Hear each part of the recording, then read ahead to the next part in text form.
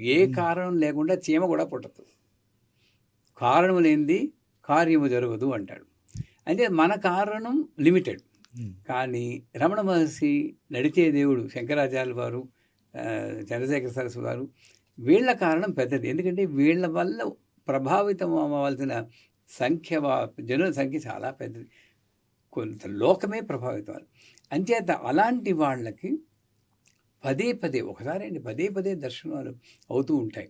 అది ఎలా అయింది అంటే మనకే అవుతూ ఉంటుందండి. మీకు నాకు కూడా అవుతుంది.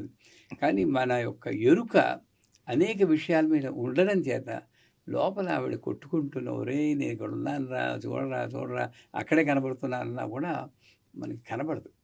సో కొన్ని సమయాల్లో ఇప్పుడు మొన్న మీరు చెప్పారు కదా యాంకర్ గారికి, ఆ సమయంలో ఎందుకో ఆ అనుభవం రావాలి అని రాసి పెట్టింది ఆవిడ చేసిన, మీరు అన్నట్టు పూర్వజన్మ సుకృతమైన దాన్ని నిలుపుకుని ఆవిడ, అమ్మో ఇంత గొప్పదనమా, ఇంత ఉందా అని చెప్పి దాని మీద కొంచెం వర్కౌట్ చేసి సాధన పెంచుకోగలిగితే పదే ఆ దర్శనాలు కలగడానికి అవకాశం ఉంటుంది. అక్కడ మాయలో పడకూడదు. అది ఒక సూచన. అంటే నేను అన్ని చోట్ల ఉన్నాను అని అమ్మచ్చు పెట్టే సూచన అనమాట.